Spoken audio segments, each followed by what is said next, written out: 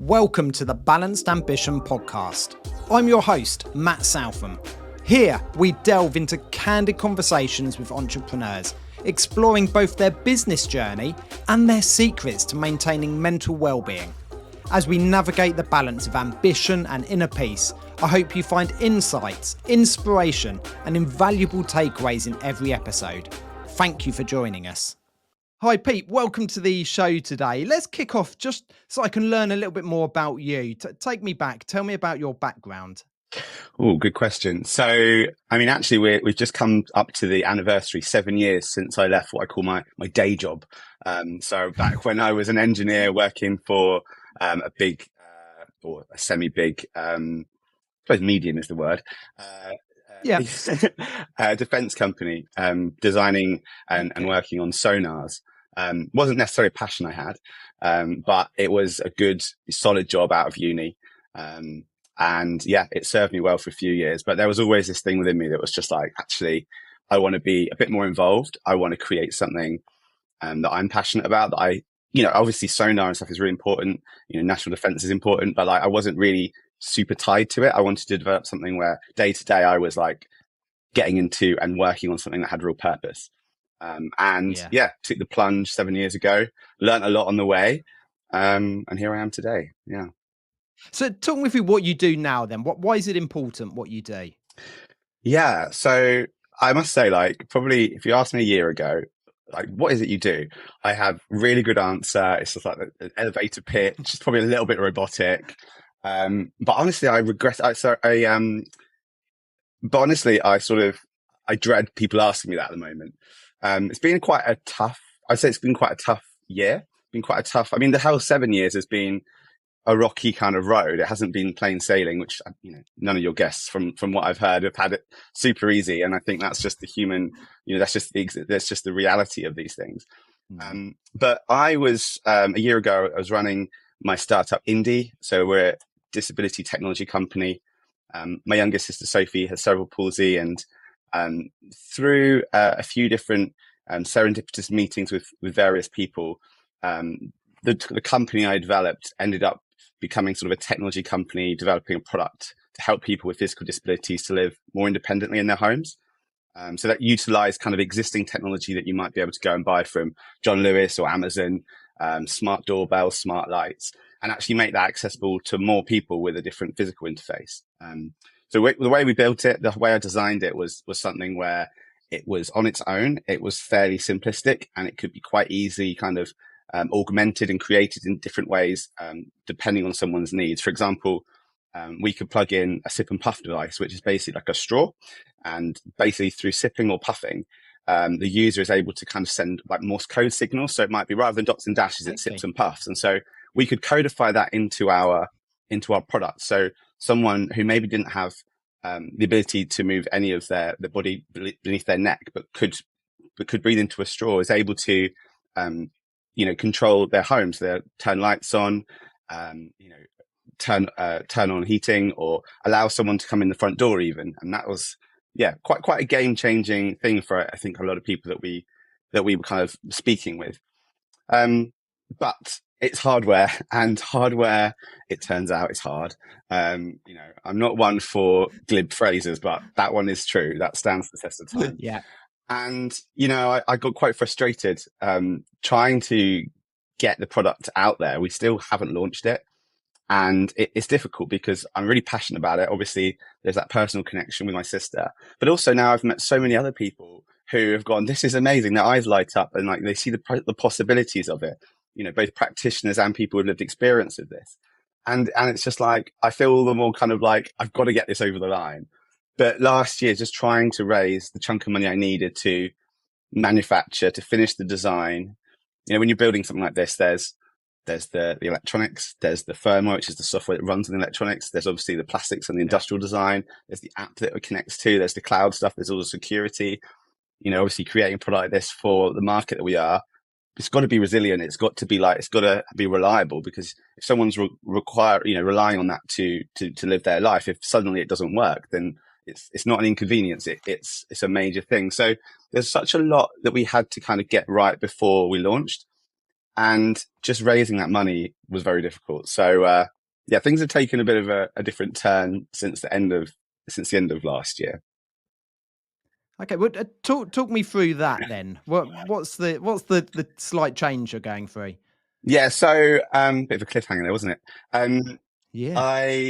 So last year we were fortunate enough to get funding from a charity in Australia, and it was an amazing opportunity. So the way that funding for care is handled in Australia, they have something called the NDIS, the National Disability Insurance Scheme, and it's just there's a bit more money in the system than they have here in the UK, but also just it's a little bit more kind of focused around the individual's needs and what they're looking for. So this charity saw what we were doing and said, actually, we think there's a great opportunity here in Australia. Out in Australia, as I say, meeting with people, trialing the product, getting really good feedback, got a couple of letters of intent, and felt like there was real momentum building.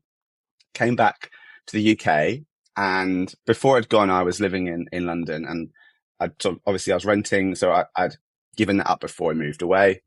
And when I got back, my parents were like, "Pete, do you think maybe like before you get your next chunk of funding, maybe just move in with us just for a couple of months, because you don't want to put down 12 months and then have that extra stress of." And I was like, "Okay, sounds good." This was August. Roll around to June, and I'm still there. And that's been a real journey for me. It's like the funding didn't come in. I got into this because I was passionate about creating and designing and people and impact. And what it became about was, tweaking my pitch deck and talking with people on Zoom. And it just became this thing of like, you're getting all those setbacks and all the no's. And eventually you kind of have to go, when am I being resilient and when am I kind of in denial? And I gave myself a deadline, which was really difficult to do. And that was the end of November last year. I said, if I haven't got the money by then, I'm going to have to pivot or do something different. I'm going to have to look at alternative ways to live, basically. Yeah. So yeah, it's been a bit of a transition. The company does still exist.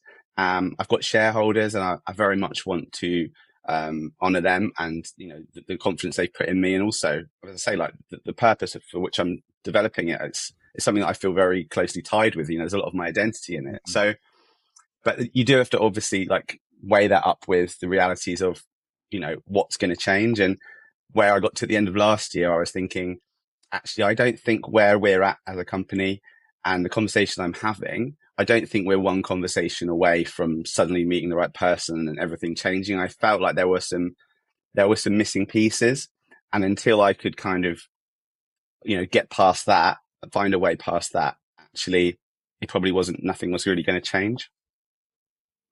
Yeah, I mean, there's so much in there as a story, and I can really sense that your passion for the product, and often say, businesses always succeed better when there is a passion or something above just making some money. But what we tend to find is that it's money becomes the enabler, and actually they almost end up contradicting themselves. You've got the passion and the purpose for what you're doing.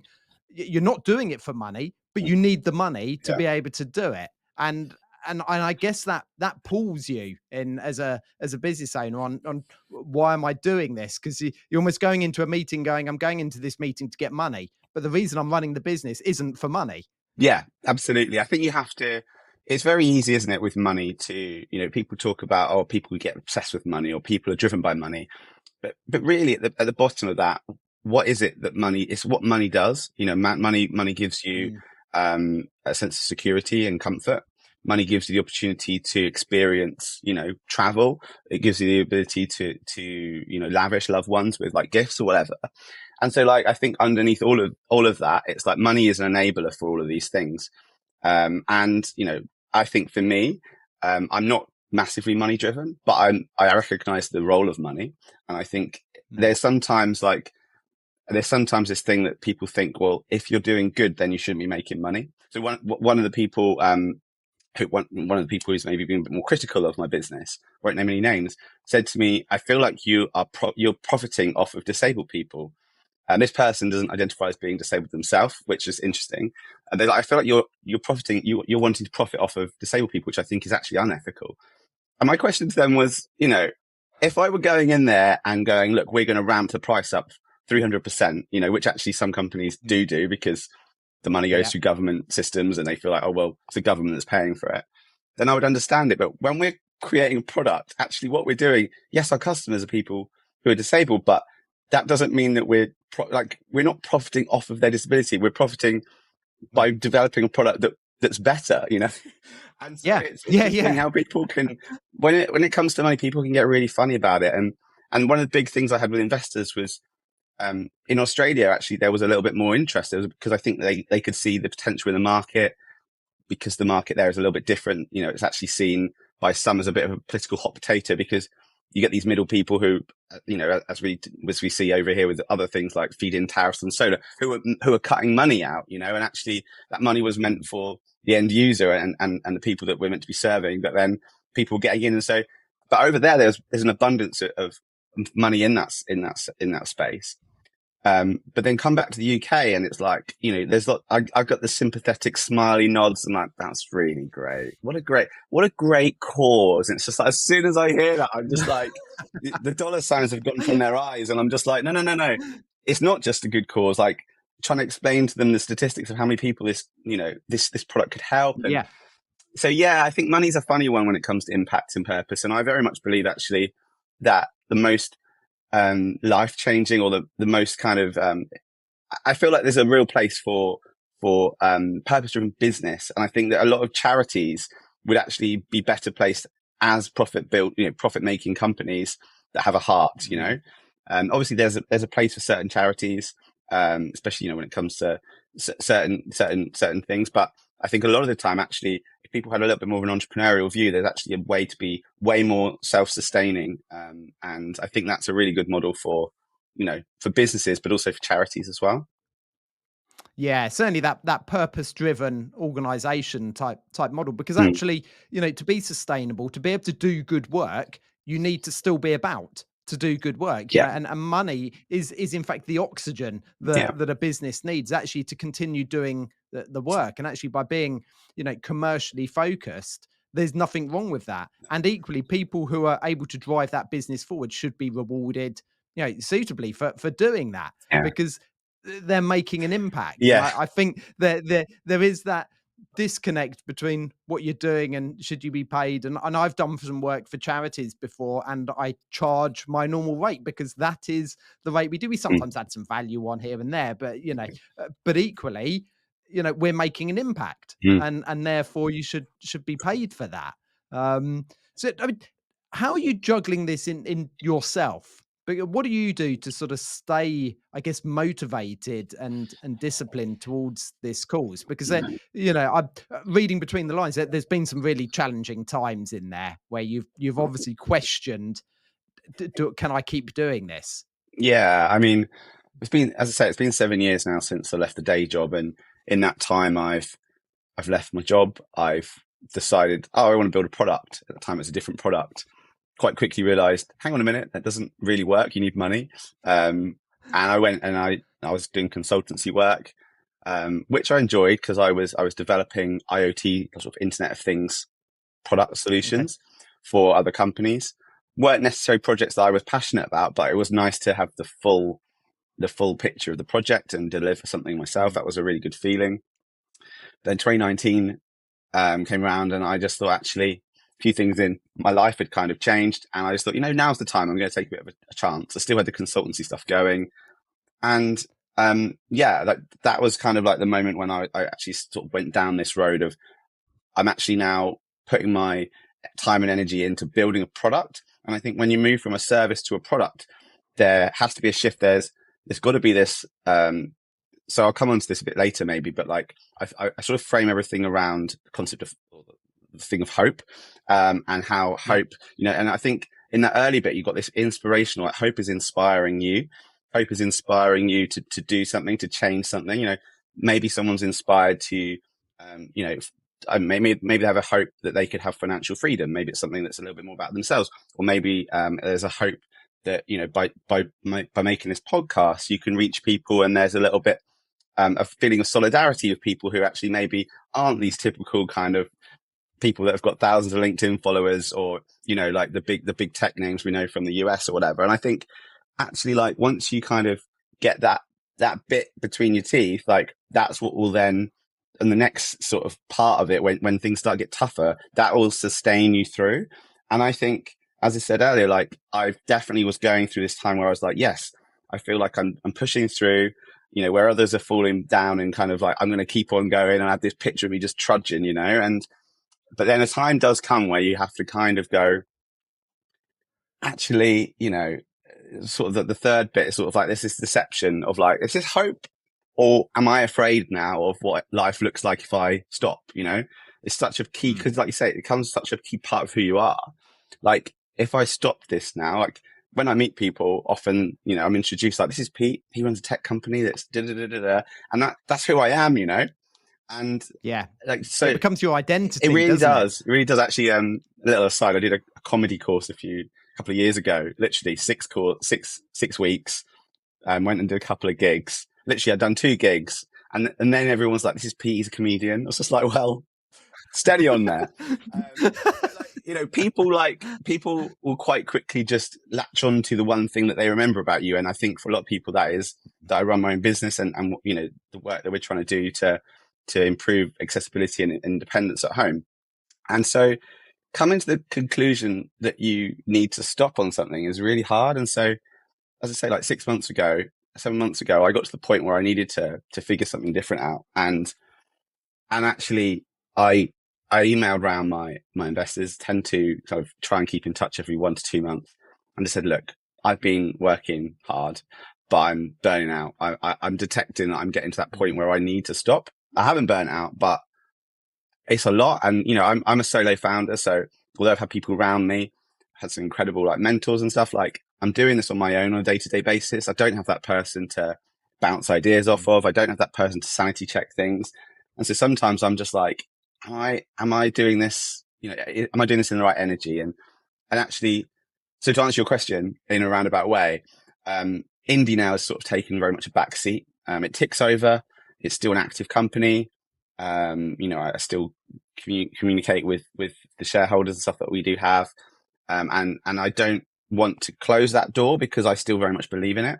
But I knew that something had to change, both from a company perspective, but also I needed a break, and I needed to get back some of just some of the joy, for work that I had before, when I was in that kind of building and innovating stage, which went away when I just was all about, please have some money. Yeah. Yeah, I mean, there's that. I think it was Joe said in a past guest. He said to me, you don't get overnight success, you get overnight recognition.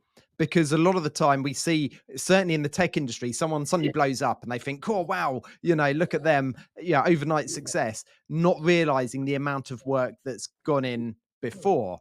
And there is very much that, grit or determination is what separates a lot of entrepreneurs from people who stop. But it is really hard to know when is that time that actually this isn't going to work, or it's not going to work at the moment, or it needs to pivot, or where. And I think a lot of people struggle with, I mean, certainly personally, when is that time? When am I being determined? When have I got grit? When is my belief going to see me through? And when does this need to pivot and change and things like that? And I don't know if anyone ever has the answer. No, and I've seen, it's been around for a long time, this meme, or this kind of like idea. I see it on LinkedIn a lot. They're kind of these 2 miners, who are like working towards this pot of gold, and you can see the cutaway and you can see the gold, and it's just behind this little bit more. And one miner has just like got near to it, and it's like literally that far away, but they've gone, no, it's too much. Yeah. And the other one, I literally saw that this morning. Yeah, I mean, I think I saw it last week. All the time. It's doing the rounds all the time. And and I used to love that. I think when I was in that phase of seeing like, contemporaries and stuff sort of like go, actually, I'm going to stop now. There was probably unfairly a part of me sort of feeling a little bit smug about the fact that I kept going, and that there was a little bit of like, probably a bit of pride in going, I'm not going to be that person. I'm going to keep on going, and believing that I was just one more pickaxe, away from the gold. But the more that I've experienced now, that the more I see that the problem in that, and a lot of the time I see that from people who have seen success. And so I think there's like a survivor bias, or like a success bias, where people who have gone on and they go, if we'd given up in November, we never would have known what happened in December. It's just like, yeah, sure. If I'd given up in October, I never would have known what would happen in November, which was nothing, you know? And it's like, so you've got to like take those things, and LinkedIn is, and this is another thing I've learned over the last 7 years, like there's so much good advice out there. And even that is good advice for the right people, understood in the right context. But there's also a lot where you have to weigh it with your own situation and maybe even your own sort of worldview or the way that you're kind of tackling something. And that's been, I think, the biggest thing I've had to learn over the years is, when do I have to listen and sit back and take something in and accept an expert's opinion? And when do I have to stick by my gut and go, actually, I'm going to say no to that? Because I think to really innovate and to really push through in areas, you do sometimes have to do that. And I think, yeah, like when does, I mean, also like with the word grit, it's like, I feel like we've got rid of hustle. Hustle's bad. We don't want to, you know, your family's more important. Your mental health's more important. You've got to get out and exercise. Yeah. But grit, that's good. Grit is like, you know, but I'm sort of like, dude, yeah, when we had hustle and we had grit could stand alone as this thing of just being like, you know, it's actually just about being resilient. It's not about like doing every hour, but it's just like working hard when you are. Whereas I feel like now people are just using that word in place of the hustle thing. It's just like, almost like, if you're not working hard, then you don't deserve success kind of thing. And even the concept of working hard, it's like, it's not like, what does that mean? What does that mean? Working hard, working difficult, working, you know, as in just breaking the sweat, you know, just because you put a lot of effort in, you might be, you know, you might be working, actually that minor analogy, if you're digging the wrong way, then you can be working hard, but it's still not going to get you there. Even if you worked hard for the next 20 years, you're going to have missed it still. So I don't know. There's obviously there's a lot here. It's my ADHD showing itself, but I just think that there's so much advice out there, which is good, but I have to personally take a step back from LinkedIn every few months, because as much as I love it, I love the people on there, like some of the stuff I read, I'm just like, it's just not helpful, or it's a bit tone deaf. Yeah, it's really tough, because there is that, I guess, that slight difference between like being able to motivate someone, but equally, you know, I see messages and you see it and it's motivating, and I just think, yeah, but it's different for you. Yeah. And you know, is that a mindset thing for me, or is it that actually a mindset thing for them because they're in a different situation? And it's very hard to, you know, put ourselves in other people's shoes. I remembered yeah, bit of a bizarre concept, but I think it was Molly May on Stephen Bartlett's podcast. Yeah, she got ripped for shreds for saying we'll have the same 24 hours in the day. And it was one of those that actually I'd heard other people say, and I'd heard other people on his podcast say that.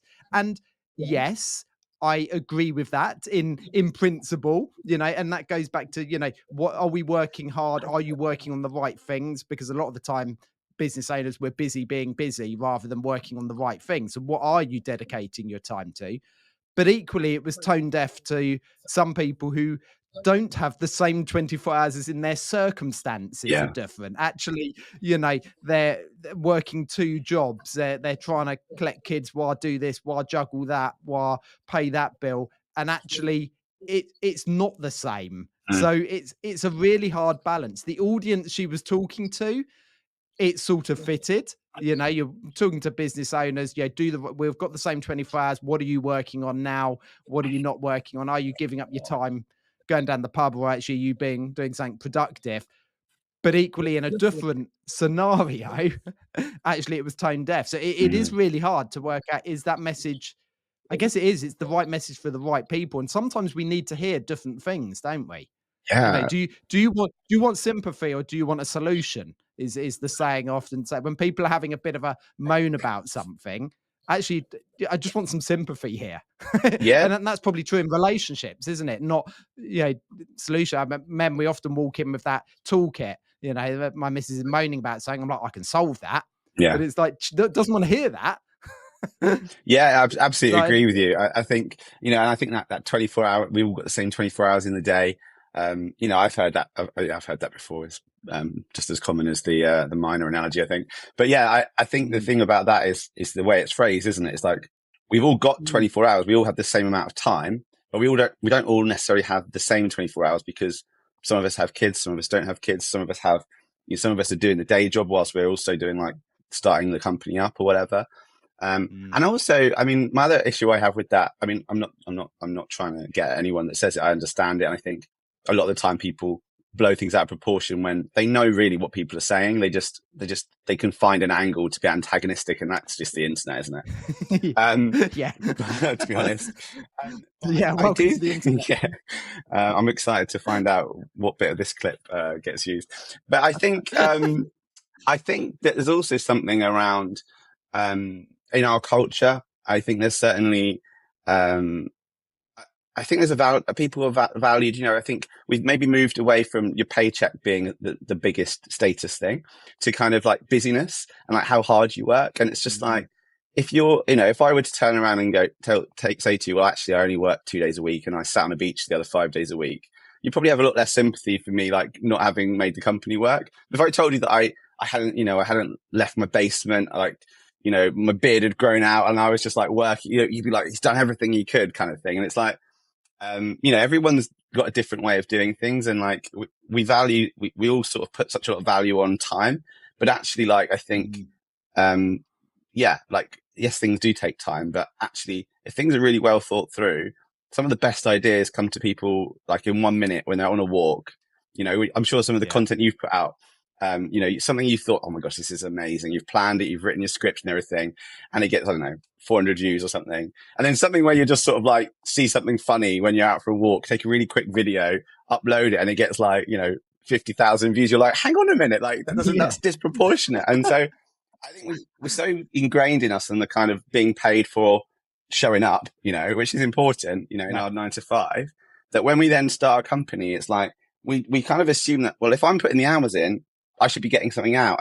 And how come that guy over there, or how come that person over there isn't, like, how come they're so successful? And yet all the time I see them on Instagram, like, with a drink in their hand in Greece or in Italy or whatever. It's just like, I think that, yeah, we kind of get so fixated on time.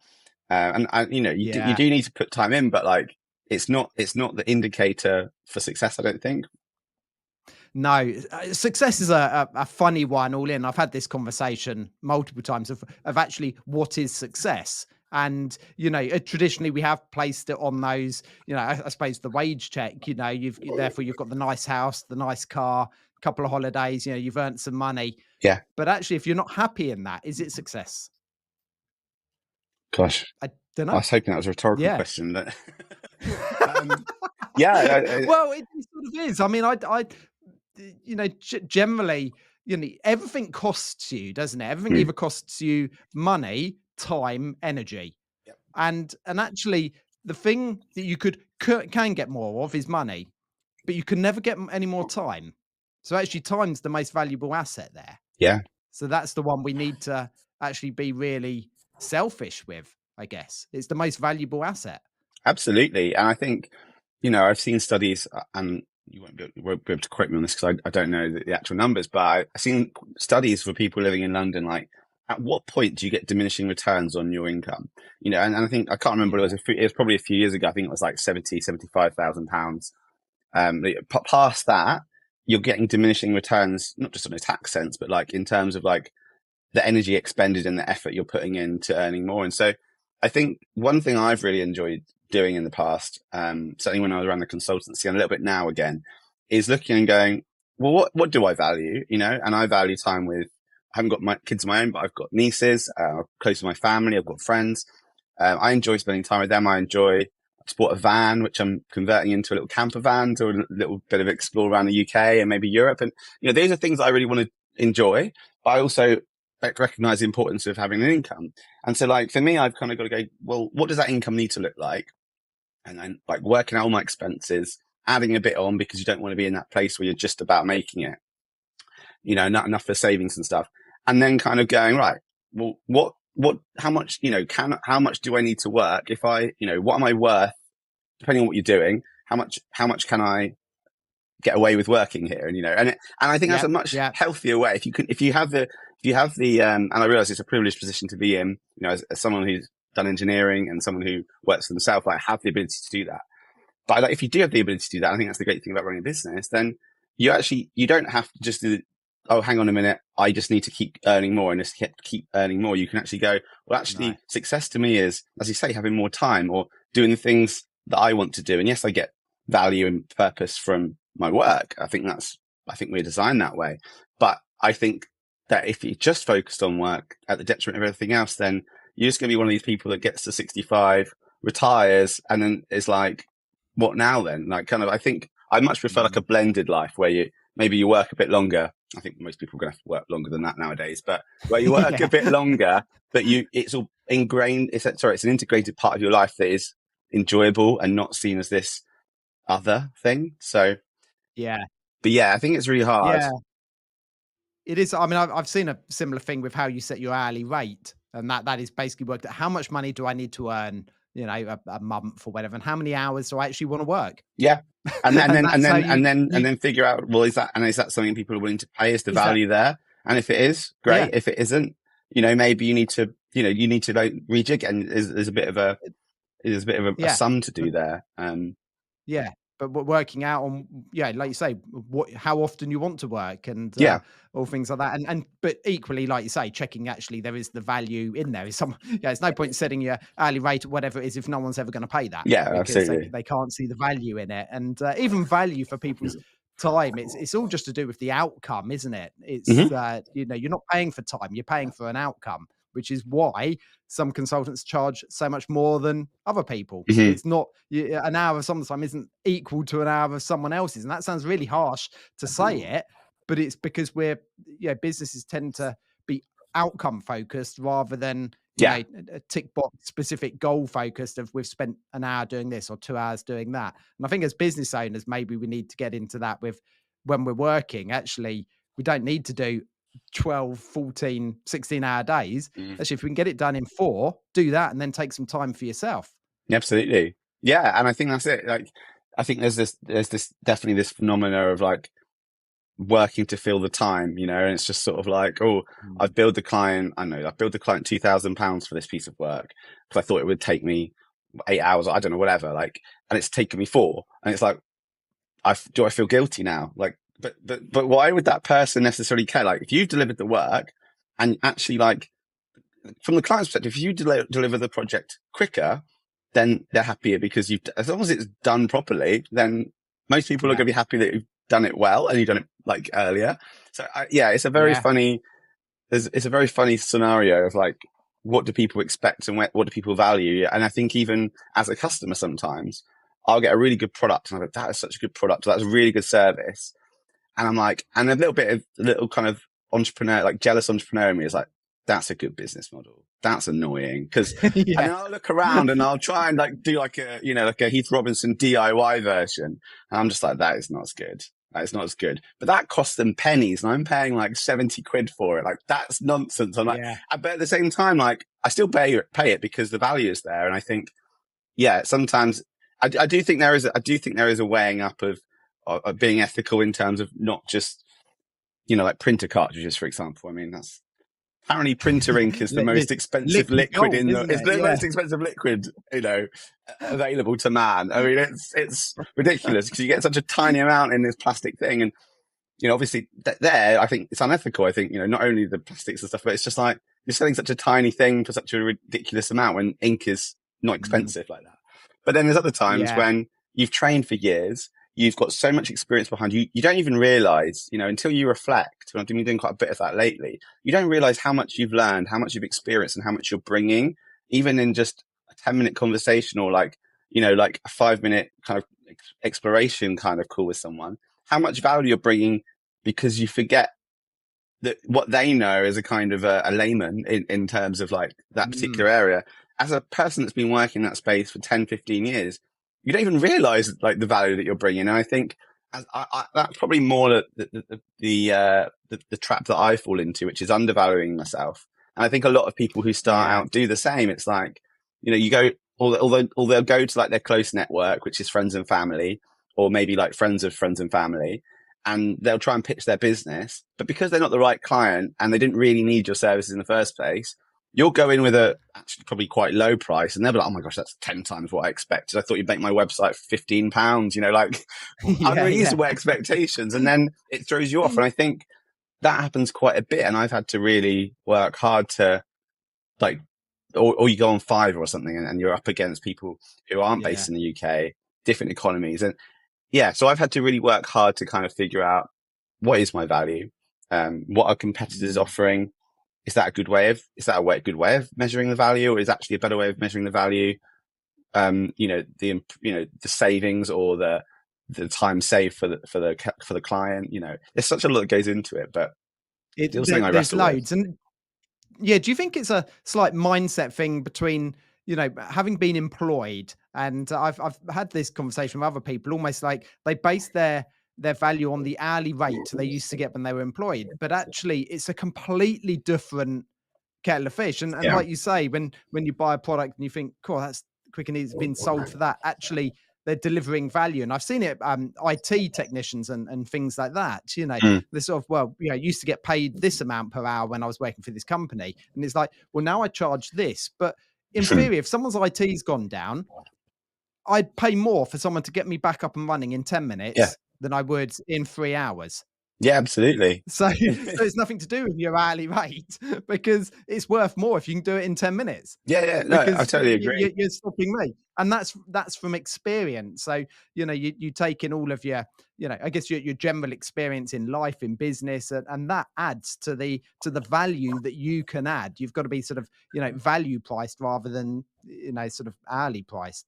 Yeah, you really do. And I think that's a really good example of what I was trying to say earlier. It's just like people might balk at the idea if you said that I can do it in 10 minutes, I'll charge you 10 grand versus Yeah. like, I'll charge you 10 grand. It's going to take me about 10 weeks. It's sort of like, well, that's much better value because look at how much work they're putting in. But it's like, is it better Yeah. value? Because one of them you're up and running in 10 minutes. The other one's going to take you 2.5 months. So it is funny how people view these things. And I think that the important thing is actually getting across the benefits and looking at it from the customer's perspective, rather than saying we do X, Y, Z and talk about your processes and how you do it, and just say almost sort of like coming from the perspective of like, you've got this problem. This is what it will look like for us for you when we solve this problem for you. But yeah, I'm actually, so at the moment I'm, a part of the business, of Indie end of last year, and had this moment where I was like, well, what do I do now? And actually it's a big question, because when you've worked for yourself for 7 years, and, the first bit was the consultancy. So it's quite techie, but again, it was like, I wasn't doing like really low level stuff, like very specific niche. I was doing everything. So I've been a bit of a generalist. Then when you run a business and you have other people do things, you get more and more generalist. And, you know, I'm not a project manager like that. I do it, but it's not my strong suit. I love a spreadsheet, but like I have about 12, for the same thing. Yeah. There's something in Notion, there's something on Google Sheets, there's something, something on the back of a postcard somewhere. Like, I literally I'm go seeing through. myself in this. Yeah, exactly. I've got like a journal where it's just like, how about my mood and stuff. And then like halfway down, it's just like must buy new soldering iron tips. It's just like, everything's everywhere. Again, a bit ADHD with that. But I think the thing that I found is, I've had to kind of go, where do I fit now? And I think something I'm quite passionate about is having been through this experience. I'm writing a book actually at the moment, around, I don't know what it's going to be called, but it's around hope. And it looks at the kind of what I'm seeing as these 4 or 5 sort of, I'm sort of picturing like a sine wave, and sort of these 4 things of like where hope is in kind of the entrepreneurial sort of starting up. And, so you've got that, as I mentioned earlier, like the inspiration. So hope inspires. Then you got hope, hope sustains, and sort of like that thing of like, just like, it keeps you going, and it keeps you in there. Then you've got hope deceives, which is kind of like when you think you're hoping still, but actually you're just afraid of what happens next. And I think I was in that phase for a little bit longer than I ought to have been, partly because I just didn't know who to turn to. I didn't know working on your own, like, you just don't necessarily have that thing of like, well, who do I, have mentors or whatever. But a lot of the time they're a little bit distance from things, and you've often got things you need to work through, a bit more. It's not like just let's have a catch up in 3 weeks time. You need someone that you can actually be sitting down with and going through these things. So I went through that phase, but I feel like I'm now in this sort of final bit now, which is like hope restores, where that there's a little bit of a fire that kind of comes back. Everything felt like it had gone. It's like, actually, there's a little bit of excitement again now of like, actually, hang on a minute. Like, although I'm grieving the business, and it sounds a bit weird, but you know what it's like when there's so much of you No, in it. 100%. Although I'm Yeah. grieving that still, and it's still a thing, but you know, it feels like it's gone. Like, there's actually like a bit of hope in that I'm doing something that I enjoy again now. So I actually got to the point where I couldn't really find a job, or they were few and far between that really fitted what I do. And so I thought to myself, well, I'm going to go back over my LinkedIn and I'm going to look at all of those times when people have posted stuff that has been completely irrelevant to my hardware business. And I'm going to like maybe build one of those easier businesses, which was a little bit of a funny thing to, you know, I've been proven a little bit wrong with that. But I've gone back now and I've set up a little consultancy. I taught myself no code app development. And over Christmas, and I took a client on in the new year, actually in the disability space. So that was quite nice to still feel like there was that connection with You'll have that what fit. I'm doing. Yeah. But it's been great. And I've, I'm sort of working through this kind of next phase of like, well, you know, let's get back a bit of a financial footing. Still at mum and dad's. But you know, just kind of like, you know, cause you put everything into it. And I think the telltale sign for me that I'd gone too far was, you know, when I realized like I've got into quite a bit of personal debt from keeping the company afloat. And it's like, actually, I need a reset now, I think. And so, yeah, so now I'm working on this app stuff. And actually what you said about taking that time, I told myself I'd have 3 days a week working on that. And then I'd have the other couple of days for like, you know, keeping things going to indie. I mean, obviously keep an eye out for bits of funding I can apply for. And then also writing the book, which I'm finding really cathartic, to be honest. And it's actually my own little self-therapy, because you're looking back on the stories and you're going, oh, wow, look what happened there. Like, look what I achieved there. Look how things progressed in this area. And actually, it's so easy to have this recency bias of like all the bad stuff that's happened, but actually there's so much good. And like, it's been really uplifting actually to see that. But yeah, you put that time aside and great, I'm going to do 3 days a week and this is my day rate and I reckon I can do a project in this amount of time. But then it comes to finding the work and it's just like, you end up talking with people, you know, writing LinkedIn posts, like putting things out, tweaking the website. I don't have much time for anything else, to be honest. You know, there's extra 2 days are taken up with that. So you've got to factor that all in, you know, when you're doing stuff for yourself, you don't just clock off when you leave. You've got to make that happen or you don't get paid. Yeah.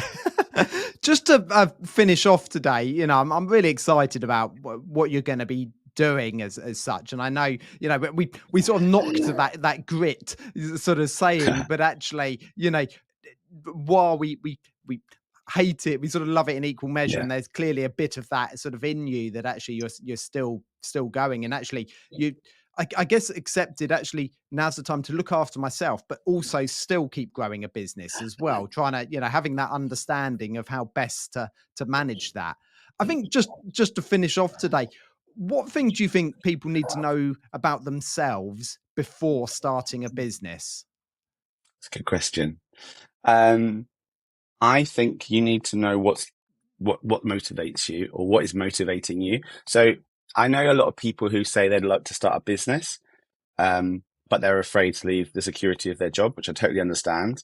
I know other people who leave their jobs to start a business, but ultimately the main motivator there was not enjoying their job. And I think there's always going to be a bit of a mix, but I try and sort of like, you know, I would say write out a list of like, before you make a leap like that, write out a list and like which of these things that are kind of contributing to this decision, which of them would you classify as hope or positive things, and which would you classify more as fears? And so like, if it's just sort of like, I hate my boss, you know, I'm struggling with my mental health in my day job, or, you know, whatever it is, like I would put those down as fears, or, you know, they might be realized, but they're kind of negative motivators. Then on the other side, you might have something like, it's just like, I've got this brilliant idea. Like I see a world where we can have this app that's going to do this, or I see a better, you know, experience for people in this. And there's like a part of you which is really like, actually, finding out almost like only thing that's stopping me is the fear of leaving my job, And I think once you kind of figure that out, I think that's very telling, because I'm not saying that people should stay in their jobs again, and suffer their mental health, declining. But at the same time, leaving doesn't necessarily make that easier.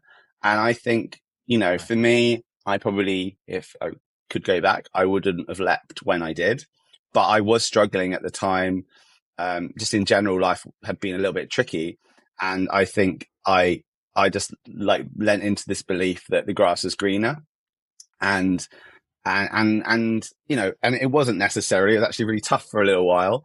But I think if you can really know yourself and be really honest about it with yourself, and you have to be honest, because at the end of the day, the person who's going to, who it's going to impact is future you. Like today, it might feel great handing in your notice, putting your pot plant in a cardboard box, leaving, saying some horrible things. But like ultimately, when you wake up the next day, you've got to answer to yourself. You're the one who's now got to make it happen. There's no one else there to pay your paycheck or whatever. So yeah, I think for me, it's just like, what are your motivations, and just being honest with yourself about that. Pete, thank you so much for today. Your honesty and I guess authenticity in your journey and your story, it's been really refreshing and welcome. Because I think, as we had a discussion earlier, entrepreneurship can be challenging, and I think sometimes we just see those motivational messages out there, but actually you need to hear from real people that it can be tough. But lots of people are there to support you if needed, because lots of people do go through it. We just don't talk about it enough. No, absolutely. No. And I think it's really important to talk about. I mean, I think one thing I'd say is like, thanks for having me on. And if you're watching this and you are someone who's struggling, then I'm on LinkedIn, Pete Beckett. And I'd love to connect with you. I think there is a space for, we've got these business accelerators, when you're on the way up, but we don't have the same support on the way down when you need to know, what do I do next? Whether it's, how do I, literally, how do I close a company, or how can I sell the IP that I have, or just even like, where can I get counseling, at an affordable rate when I'm struggling? I think those are things that we need to be offering. And so, I haven't got the answers, but, my DMs are open, as they say, if you want to chat. So, yeah. Pete, thank you so much, and enjoy the rest of your day. Thanks very much. Thank you for tuning in to this episode of the Balanced Ambition podcast. I genuinely hope the stories inspire you as much as they inspire me. If you found value in today's conversation, please share it with a friend. And remember, by subscribing, you won't miss an episode, and it would truly mean the world to me. Stay balanced, and I'll see you next time.